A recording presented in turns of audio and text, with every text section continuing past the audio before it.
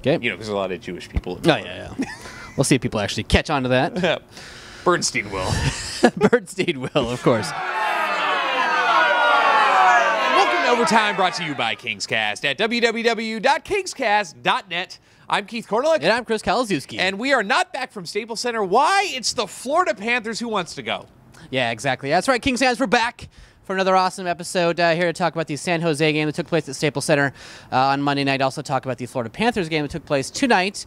And we're also going to present some user-submitted T-shirt requests for KingsCast. And we're also going to talk about reasons to love or hate the Florida Panthers. So here we go. Get ready. Saddle up, my friends. It's episode 132 entitled Catnip.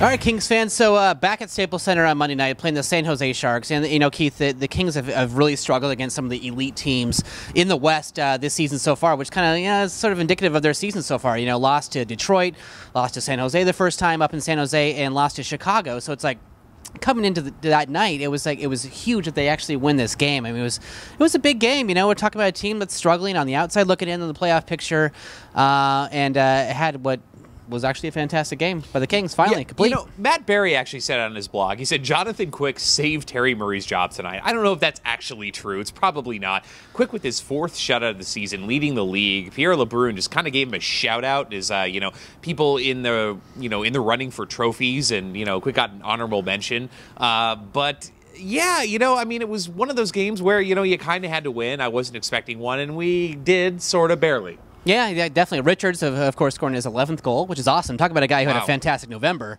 Even though the Kings didn't as a whole, Mike Richards did. You know, 11th goal, leads the team, even below the Kopitar. I still want Braden Shed back. Yeah, but no, very good game. You know, certainly one that we needed, but you know, still, we still really haven't shoveled our way out of the grave in this one. You know, it still feels like we're kind of buried alive a little bit. But you know, that's the Los Angeles Kings at this point.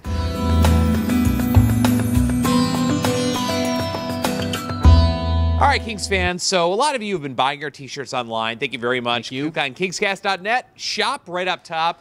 You know, some logo T-shirts, Dry Islands, The Stape, you know, big sellers there. A few of you actually sent us emails on what shirts you would like to see, so here are a couple of mock-ups. Take a look.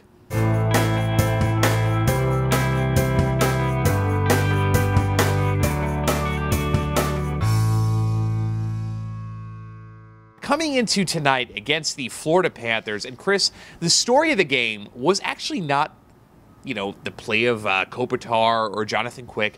It was Jim Fox.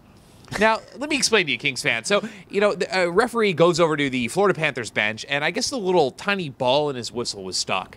And Jim Fox said something to the effect of, the P in his whistle is malfunctioning. And it sounded like his penis whistle was malfunctioning.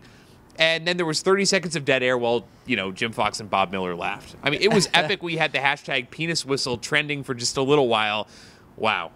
Yeah, no, it was a big game. It was one of those games, but why can't the Kings, we talked about this while we were watching it, why can't the Kings just blow out teams anymore? Why can't they win by 2 goals? It seems like every win they've had, aside from the home opener against St. Louis, and of course that fluke game against the Minnesota Wild a couple weeks ago, they just can't just take over games and just dominate them from the first to the third. It seems like they're scratching away, and it was the same thing tonight. It was like, at the end, it was just like, oh, God. I mean, talk about the Florida Panthers. They're a team that had one of the weirdest off seasons ever, the weirdest July 1st ever. They went and signed 25 players in one day. They didn't realize that you can actually extend a free agent signing into the whole summer. But it's actually working, surprisingly, and it's a team that's legitimate, you know, leading the Southeast division. You know, I was happy for the Kings to actually get away with a win tonight. You know, Chris, coming into this season, you know, right before we start, right before the puck drops on the 2011-2012 season, if I had said to you, Chris, coming into Staples Center, the one time we play the Panthers all season, the Kings are going to be the underdogs, what would you have said to me? I would have said you're crazy. Exactly, exactly. Which is why we bring you a brand new segment entitled 4 Ways Why We Hate the Panthers and 1 Reason Why We Love Them.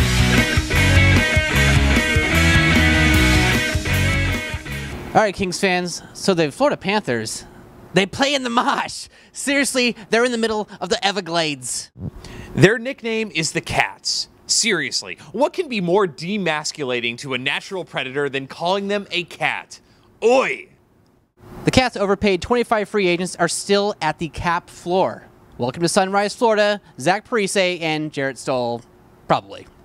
Their only claim to fame is throwing rats on the ice during their one Stanley Cup appearance. Seriously? Rats? And finally, a reason to love the Florida Panthers. Last season, they gave away Panthers yarmulkes around the holidays. Seriously, Keith, if the Kings gave away yarmulkes at the holidays, I would be up a kid for that because those are awesome. Absolutely.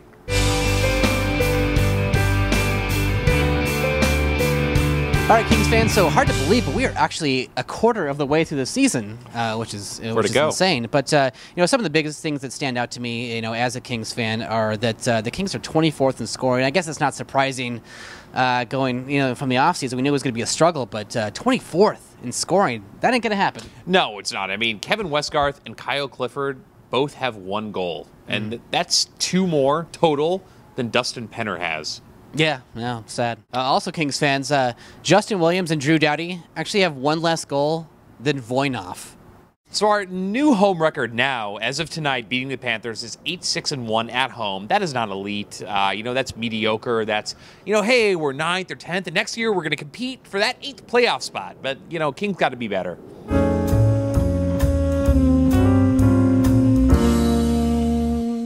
And now, Kings fans, a quick YouTube, Google keyword search boost.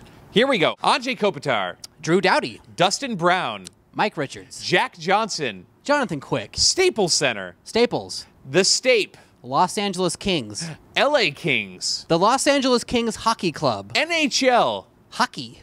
Ice hockey. Wayne Gretzky. Luke Robitaille. Bob Miller. Chris Kalzewski. Keith Kornlick. KingsCast!